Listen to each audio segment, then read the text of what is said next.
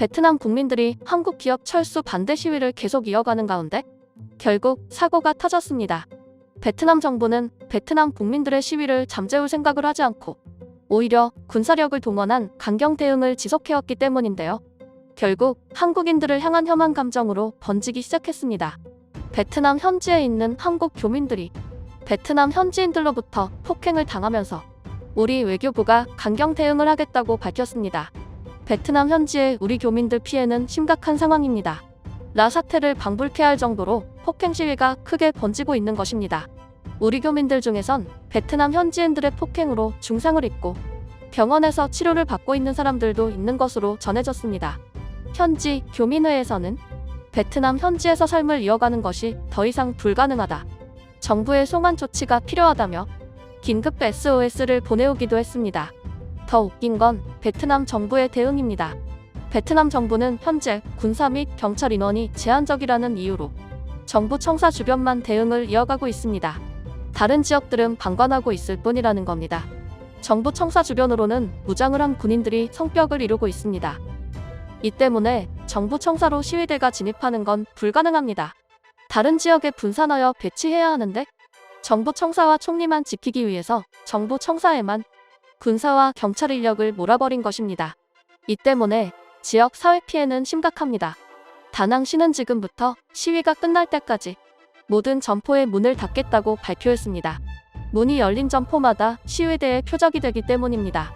삼성공장 주변 지역들도 점포 폐점을 선언하고 경제 활동 중단을 선언했습니다. 이로 인해 베트남 경제 순환은 마비된 상황입니다.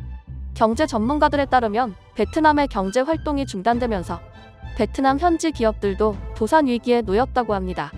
실제로 이번 달 매출 전망은 전년 대비 70% 이상 감소할 거라고 합니다. 이로 인해 베트남은 중소기업뿐 아니라 대기업들도 도산 위기인 것으로 전해졌습니다.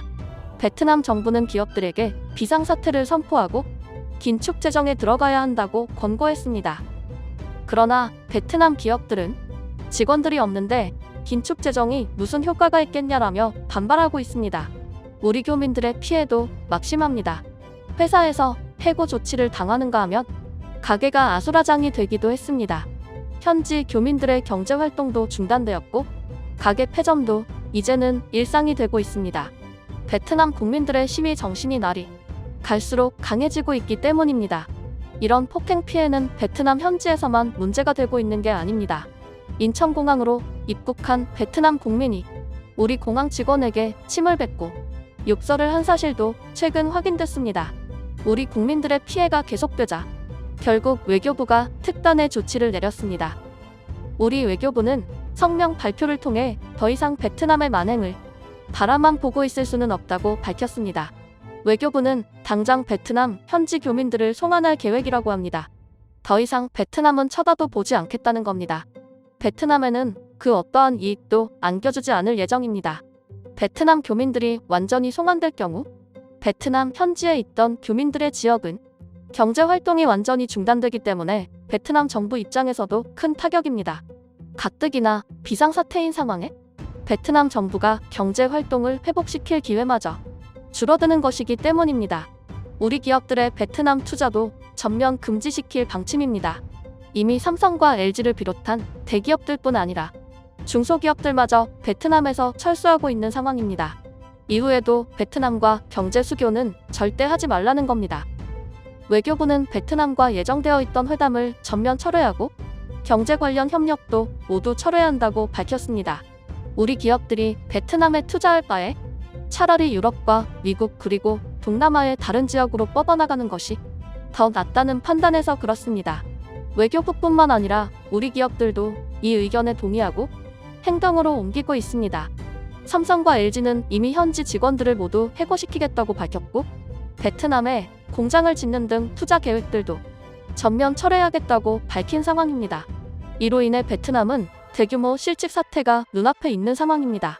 베트남 정부는 이에 따른 해결책을 제대로 내놓지 못하면서 베트남 국민들의 분노를 산 것입니다. 베트남 국민들은 총리 책임론을 펼치기 시작했습니다. 혐한 분위기가 가짜 뉴스로 인해 퍼질 때도 방관했고 경제 문제가 시작됐을 때도 경제 관료들과 회의조차 하지 않은 점에서 총리가 베트남 침몰을 부추겼다는 겁니다. 실제로 판민진 총리는 혐한 분위기가 한창일 때 일본 총리와 회담을 하는 등 오히려 한국의 문제를 외면했습니다. 판민진 총리의 계획은 너무 단순했습니다. 한국 기업이 베트남에서 모두 철수해도 일본과 다시 수교를 쌓으면 베트남은 사실상 이익이라는 계산이었습니다. 그러나 일본이 베트남과의 계획을 모두 철회하면서 베트남은 대안이라고 생각했던 일본과도 외교가 끊긴 상황입니다. 우리 외교부는 이걸 기회 삼았습니다. 베트남이 더 이상 대안이 없고 한국한테 다시 손을 뻗어야 하는 상황이라는 걸 잘 알고 있는 겁니다.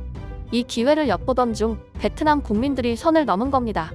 아무리 화가 나는 상황이고 이로 인해 시위를 한다 해도 폭력은 있을 수 없는 일입니다. 군인 세력과의 충돌은 이미 예견되어 있었지만 민간인끼리의 폭력 사태는 우리 정부도 예측하지 못했습니다. 베트남의 수준이 이 정도로 바닥일 줄은 상상치도 못했던 겁니다. 그러나 베트남 국민들은 우려가 무색하게 심각한 폭력 시위로 발전시키고 있었습니다. 이로 인해 국제사회의 비판도 심각합니다. 베트남 국민들을 위해 군 세력을 동원시켜줄 계획이었던 유엔은 계획을 전면 취소한다고 밝혔습니다.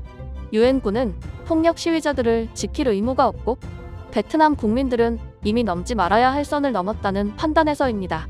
유럽연합에서도 비판 여론이 거셉니다. 최근 있었던 회의에서 베트남 관련 언급이 나왔는데 베트남 국민들을 지원하겠냐는 투표에서 무려 85% 넘는 의원들이 반대표를 던진 것입니다. 이유는 모두 폭력 시위라는 점 때문이었습니다.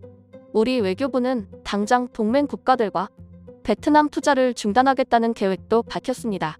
한국만 단독으로 베트남 투자를 중단하는 것이 아니라 미국 등 동맹국들과 연합하여 베트남 투자를 중단하겠다는 것입니다. 우리 기업들도 적극적입니다. 현대차그룹은 베트남이 아닌 미국 조지아주에 13조 원 규모의 투자를 진행한다고 밝혔고, 삼성전자는 스마트폰 보급 허브를 베트남이 아닌 다른 동남아 국가로 이전할 것이라고 밝혔습니다. LG는 배터리 생산 허브를 베트남으로 하기로 했다가 현대차와 인접한 지역으로 전면 수정한다고 밝혔습니다. 외신들은 오히려 한국이 베트남을 정신 차리게 참교육했다고 보고 있습니다. 다른 국가들도 베트남에 대인 기억이 있기 때문입니다. 미국은 베트남에 군을 지원해줬다고 대규모 사상자가 나왔고 베트남 정부로부터 어떠한 사과도 받지 못했습니다. 유럽연합은 베트남에 자동차 공장을 짓기로 했다가 베트남 측의 무리한 요구로 철회한 경험이 있고 이로 인해 수십조 이상 손해를 보기도 했습니다. 한국은 베트남의 경제가 자립할 수 있도록 도왔지만 끝내 뒤통수를 맞았습니다. 모든 나라가 베트남과 어떻게 손절할지, 언제 복수할지 간을 보고 있던 와중에 베트남이 한국을 건드리면서 베트남의 몰락이 본격화했다는 겁니다. 한국 외교부가 베트남과의 손절을 발표하면서 다른 국가들도 줄줄이 탈베트남을 외치기 시작했습니다. 당장 베트남 총리는 예정되어 있던 모든 회담이 중단됐습니다.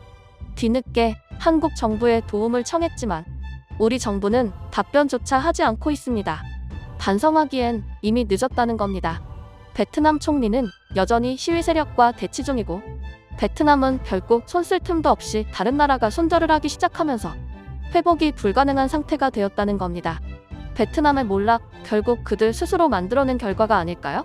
한국 정부와 기업들은 베트남과 다시 인연을 맺을 생각이 전혀 없는 것으로 전해졌습니다. 제가 준비한 소식은 여기까지입니다. 영상이 도움되셨다면 구독과 좋아요를 잊지 말고 눌러주세요.